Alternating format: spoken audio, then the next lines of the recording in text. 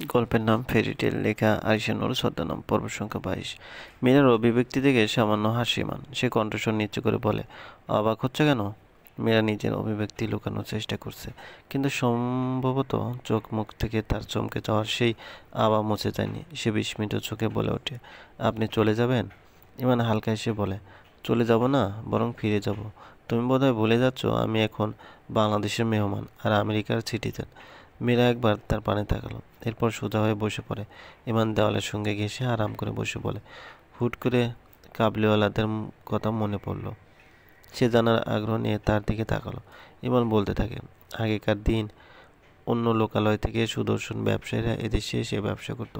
এরপর সুযোগ পেয়ে দেশের ধনবান ব্যক্তিদের কন্যাকে বিয়ে করে কিছুদিন সংসার বউ রেখে নিজ দেশে ফেরত যেত। আর আসতো না। শুনে মীরার বুক কেঁপে ওঠে। সেও কি তাহলে মীরাকে রেখে বিদেশ পাড়ি দেবে এবং আর ফিরে আসবে না? তখন তার কি হবে? সে প্রশ্নবিদ্ধ করে তাকে, আপনি কি তাহলে কাবলিওয়ালাদের মতো করবেন? ইমান আবারও হাসলো, উত্তর দিল না। সে ভীতগ্রস্ত হয়ে বলে, আমার প্রশ্নের জবাব দিন।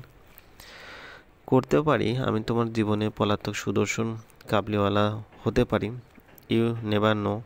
আর হলেও অসুবিধা কি? আমি তো আর তোমাকে বউ হিসেবে মানি না, বরং প্রতিশোধ নিতে এসেছি। প্রতিশোধ তো নিতে পারলেন না। ইমান তার দিকে আর একটু ঘেঁষে বসলো। দুজনের মধ্যে দূরত্ব রইল না এক বিন্দু। সে তার কাঁধের কাছে হামাগুড়ি খেতে থাকা চুলের গাছি নিজের আঙ্গুলের ভাঁজে তুলে নিল। এরপর কিছুক্ষণ চুল নিয়ে খেলা করলো। সম্পূর্ণ সময় মীরা মূর্তির মতো বসে রইল। এই লোকটার স্পর্শ তাকে ভিতর থেকে দুর্বল করে দেয়। সে নিজেকে ধরে রাখতে পারে না তখন। ইমান তার কানের পিছনে চুল গুটিয়ে দিয়ে বলে, বিয়ের কয়েকদিনের মধ্যে সম্পর্কটা ভেঙে গেলে এই সমাজের মানুষ তোমাকে দোষী ভাববে, তোমার চরিত্রেই দোষ খুঁজবে, কাহিনী রটাবে। তখন তোমার বাবা মা অপমানিত হবে। এর চেয়ে ভালো প্রতিশোধ আর কি হতে পারে? মীরা মাথা নিচু করে নিল। এরপর বলে ওঠে, আপনি খুব নিষ্ঠুর। কি জানি, লোকে বলে আমি মানুষটা ভালো। মীরা তাচ্ছিল্য ভরা হাসি দিয়ে বলে, ভালো মনের মানুষেরা প্রতিশোধ পরায়ণ হয় না। আপনি কাপুরুষ। এর জন্য আমাদের পিছন থেকে আঘাত করলেন, তাও ছলনা করে, বিশ্বাসঘাতকতা করে। ইমান তার কাঁধে মাথা রেখে বলেন, মীরা, আমার হাতে তোমার সর্বনাশ লেখা আছে। বিশ্বাসঘাতকতা যুদ্ধের অংশ। প্রতিটি যুদ্ধেই বিশ্বাসঘাতকতার ভূমিকা পরোক্ষভাবে জড়িত। মীরা তার মাথা সরানোর চেষ্টা করে বলে, আপনার উদ্দেশ্য আমি সফল হতে দেব না।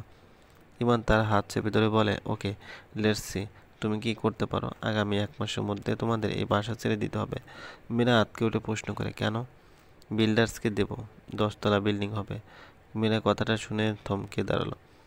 তার জন্য তার জন্ম এই বাসাটায়। বড় হওয়ার সঙ্গে সঙ্গে কত স্মৃতি আনাচে কানাচে লুকিয়ে আছে, অথচ ইমান মুহূর্তের মধ্যে সেই স্মৃতিগুলো হত্যা করবে। তার চোখ ফেটে কান্না উপচে পড়তে থাকে। ইমান হেসে ফেলে, বলে, এই মনোবল নিয়ে আমার সঙ্গে গেম খেলতে নেমেছ? প্রথম রাউন্ডেই তুমি হেরে গেলে। আরও তো 3 রাউন্ড বাকি আছে। আমি হেরে যাইনি, বরং আপনি আপনার বিবেক হারাচ্ছেন। অবশ্যই এই কথার পাল্টা জবাব দিল না সে। চুপচাপ বসে থাকলো দুজন। পাশ দিয়ে কেউ গেলে ভাববে দুজনের মধ্যে কত কম দূরত্ব, অথচ সম্ভবত এই মুহূর্তে তারাই সবচেয়ে পর।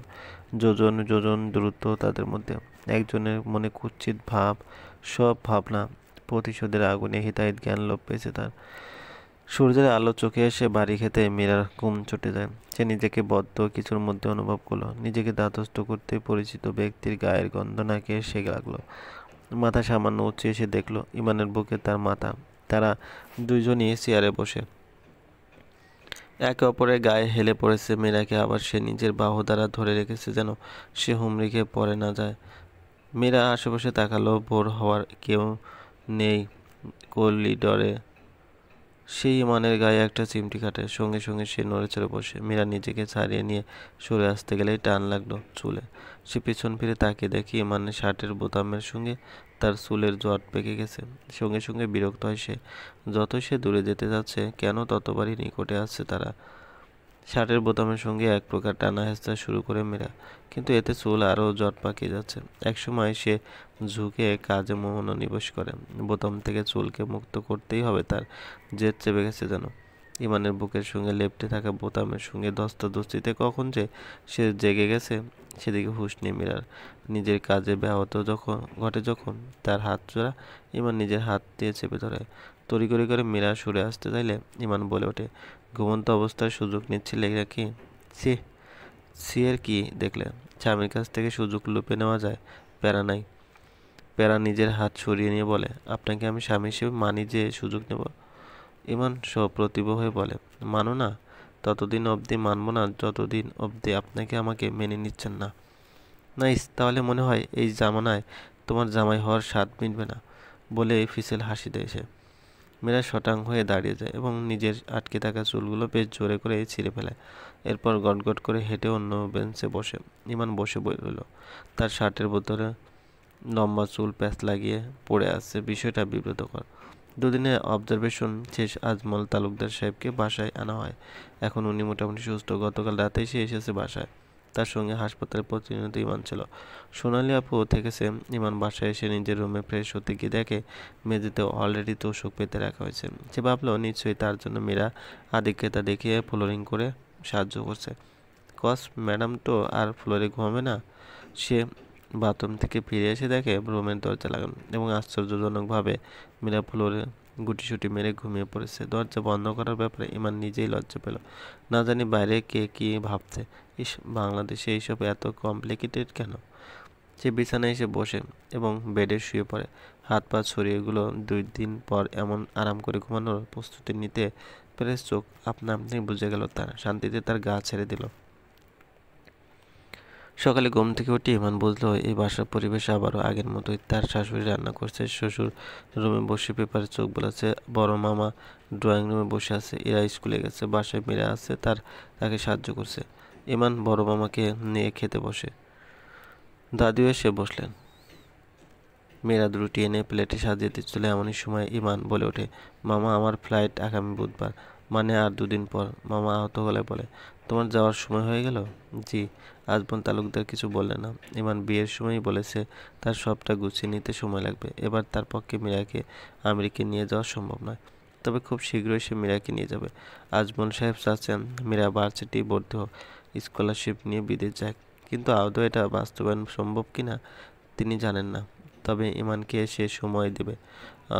আর মীরারও পরিবার থেকে দূর থাকার জন্য সাহস, সময় ও মানসিক প্রস্তুতি দরকার। মীরা আর বাকিটা শুনল না।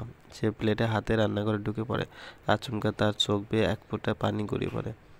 পরের 2 দিন খুব দ্রুত কাটলো। ইমান ট্রলি গুছাতে ব্যস্ত ছিল। রাতে মীরা নিচে ঘুমালো, ইমান খাটে। তাদের মধ্যে কথা হতো না কোনো।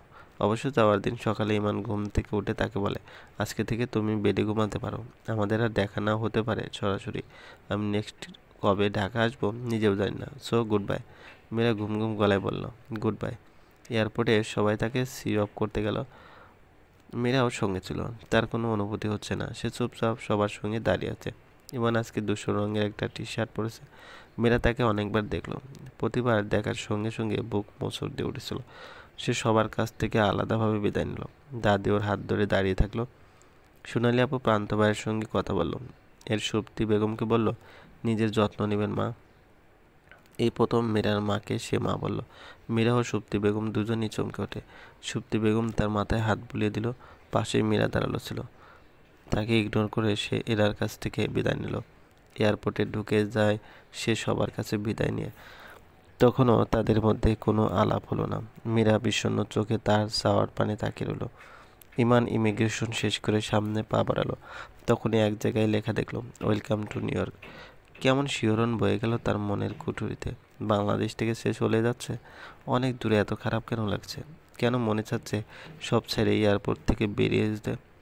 কোনো পিছুটান কি কাজ করছে? চলবে। গল্পটি ভালো লাগলে অবশ্যই লাইক করবেন, কমেন্ট করে জানিয়ে দেবেন। চ্যানেলে যদি নতুন হয়ে থাকেন অবশ্যই সাবস্ক্রাইব করবেন।